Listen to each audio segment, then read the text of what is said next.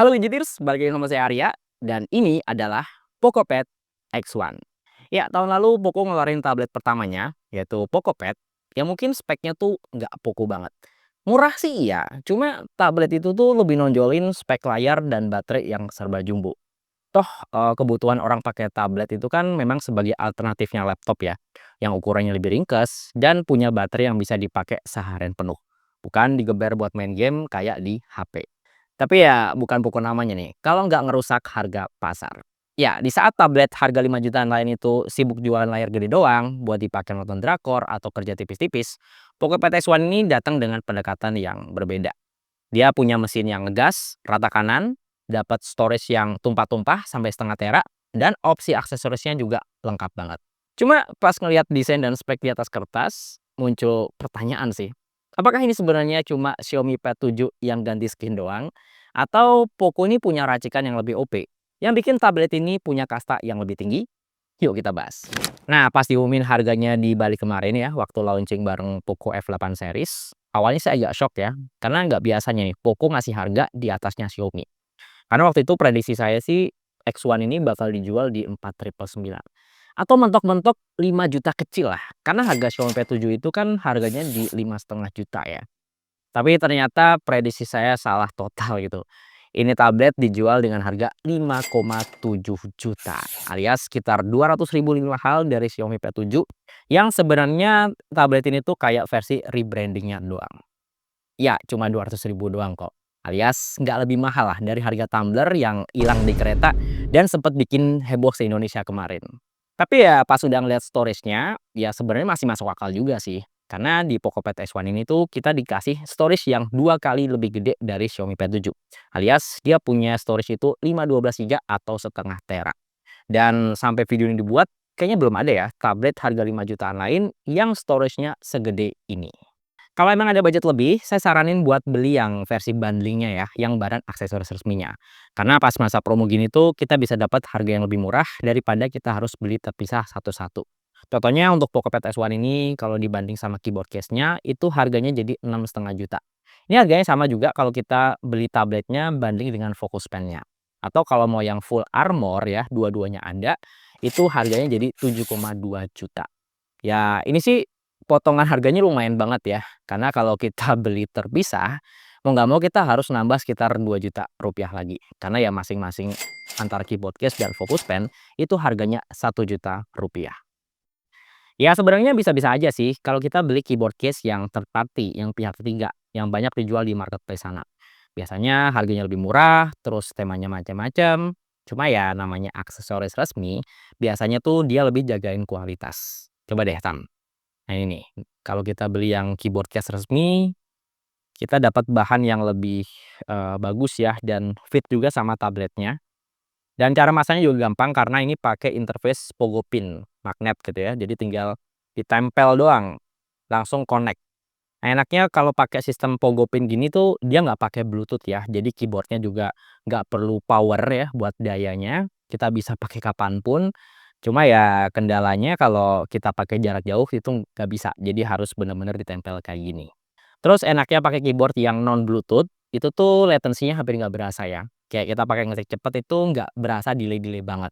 Dan untuk keyboardnya juga empuk gitu ya, tactile, nggak ada tekstur-tekstur yang macem-macem, jadi enak banget buat kita pakai ngetik panjang dan lama-lama. Terus ada juga fungsi FN ya, kayak yang bisa kita temuin di keyboard-keyboard laptop ya, yang mana fungsi FN di sini bisa jadi shortcut ke menu-menu tertentu ya, kayak misalnya buat ngatur kecerahan atau ngatur volume dari tabletnya. Paling satu hal kecil aja sih yang agak saya keluhin dari keyboard case ini, yaitu kita nggak bisa ngatur angle tab-nya pas lagi dipasang. Jadi ya angle tab-nya cuma ngefix gini aja ya, nggak bisa diatur kemiringannya. Tab ini pakai layar 11,2 inch. Ukurannya cukup sweet spot sebenarnya, nggak terlalu gede, tapi masih cukup lega buat dipakai nugas di office atau ngedit video tipis-tipis.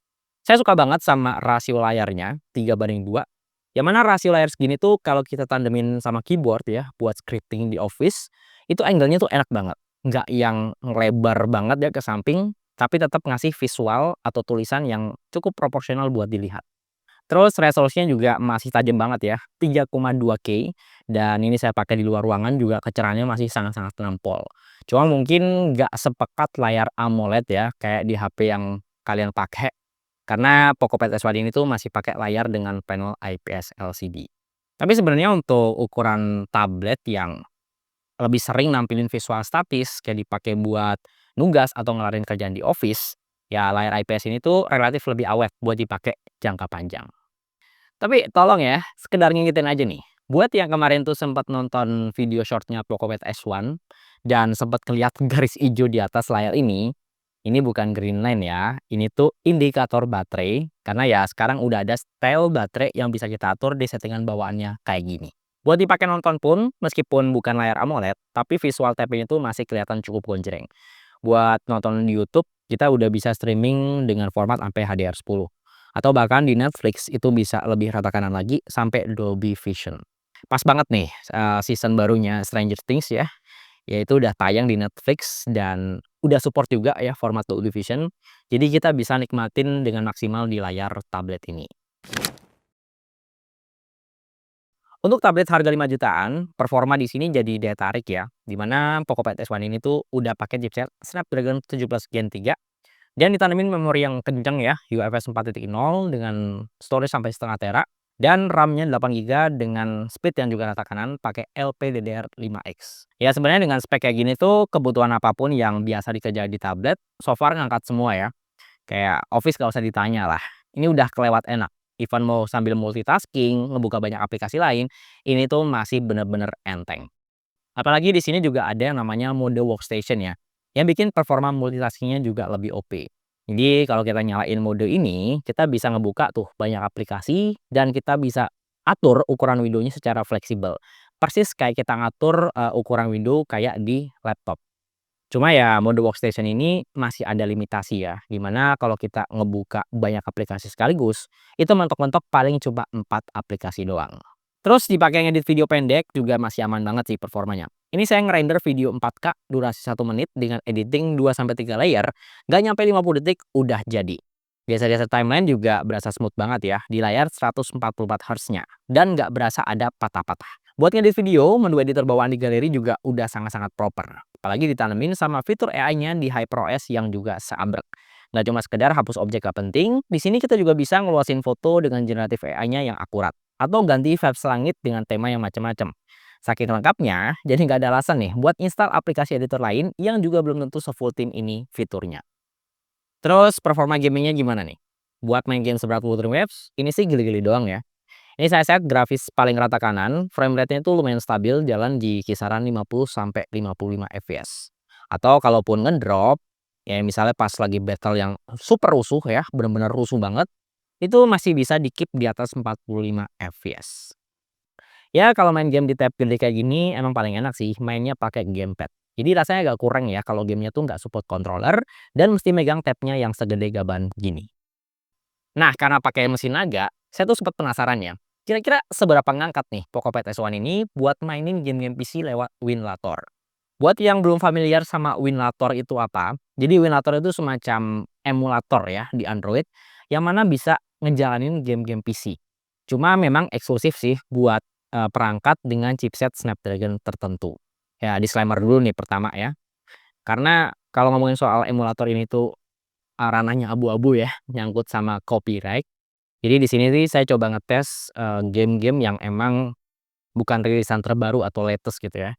Ini saya coba tes pakai game PC yang udah jadul banget ya. Dan ternyata pas saya coba tes, install, dan sampai proses mainin, ini tuh lancar banget.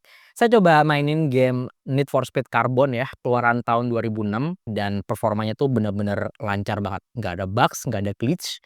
Ya berasa aja kayak main game di tahun 2006, cuma bedanya tahun segitu kita cuma bisa mainin di PC. Sekarang kita bisa mainin di tablet yang setipis ini. Buat dipakai presentasi, PocoPad S1 ini juga udah bisa display out ke monitor eksternal lewat kabel USB-C yang juga udah tipe terbaru ya, 3.2.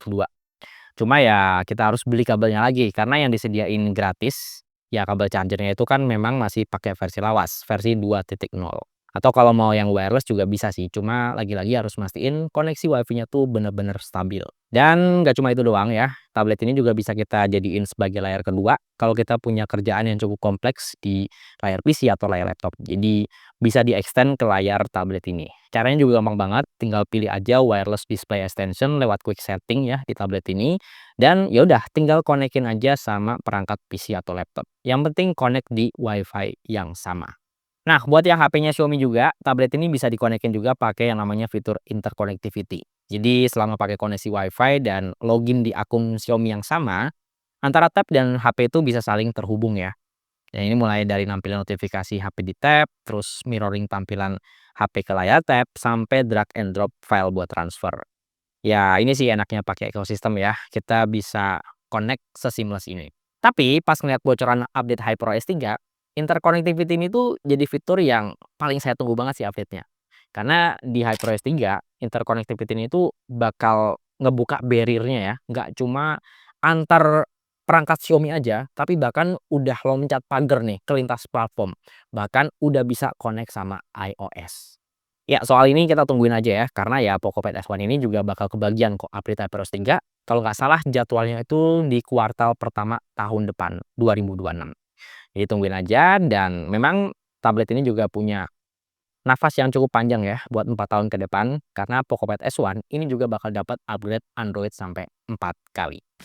Ya, kalau untuk kebutuhan meeting online, kamera depan Poco Pad S1 ini menurut saya udah cukup oke ya. Resolusinya Full HD, terus angle-nya juga lega ya. Headroom masih aman banget, dan kiri kanan juga masih lega. Dan kalau dipakai buat Zoom meeting, ini juga udah bisa gonta-ganti background ya, sampai ngeblurin di bagian belakang. Bahkan untuk Zoom meeting pun kita juga masih dapat fitur-fiturnya khas HyperOS ya, yang udah full theme kayak ngasih cahaya tambahan lewat tepian layar, atau bisa pakai juga fitur focus frame-nya yang mana bakal nyesuaiin atau ngunci muka kita pas kita lagi goyang kiri atau goyang kanan. Nah, kalau untuk mikrofonnya gimana nih? Suara saya udah cukup jelas atau masih ada kresek-kreseknya? Coba komen di bawah. Terus buat dipakai seharian, Poco Pad S1 ini juga punya baterai yang cukup jumbo ya, 8.850 mAh. Yang mana dengan kapasitas segini juga udah cukup aman sih buat dipakai seharian untuk penggunaan yang relatif intens. Ini dari pagi ketemu malam ya, udah dipakai buat office, buat Zoom meeting, buat streaming, ngedit, bahkan tipis-tipis dipakai buat main game. Pas mau tidur itu baterainya masih ada di 40% lebih gitu. Jadi ya buat dipakai 1 sampai 1,5 hari dengan penggunaan yang intens banget itu masih aman. Baterai sebadak ini juga ditandemin sama charger yang cukup ngebut ya, 45 watt, yang mana ngisi setengah jam itu dari posisi lowbat, itu bakal keisi sekitar 35%. Dan sampai benar-benar penuh, itu kita butuh waktu sekitar 1,5 jam. Oke, jadi kesimpulannya, kalau ngincar tablet 5 jutaan yang performanya ngegas dan punya storage yang super lega, Poco Pad S1 ini bisa jadi alternatif yang cukup menarik buat dilirik. Apalagi Xiaomi Pad 7 yang literally punya spek identik, dia tuh kan nggak punya storage yang segede ini.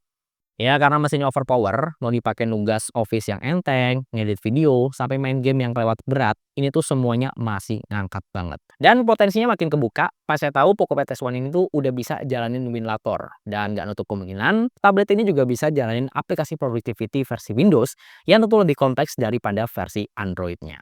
Dan kalaupun mesti dicari kurang-kurangnya tablet ini, menurut saya sih lebih karena nggak ada slot micro SD ya. Ya meskipun storage-nya sendiri juga udah lega banget untuk saat ini. Tapi ya nggak menutup kemungkinan kan buat dipakai 5 sampai 6 tahun ke depan, 512 GB ini bakalan udah penuh lagi.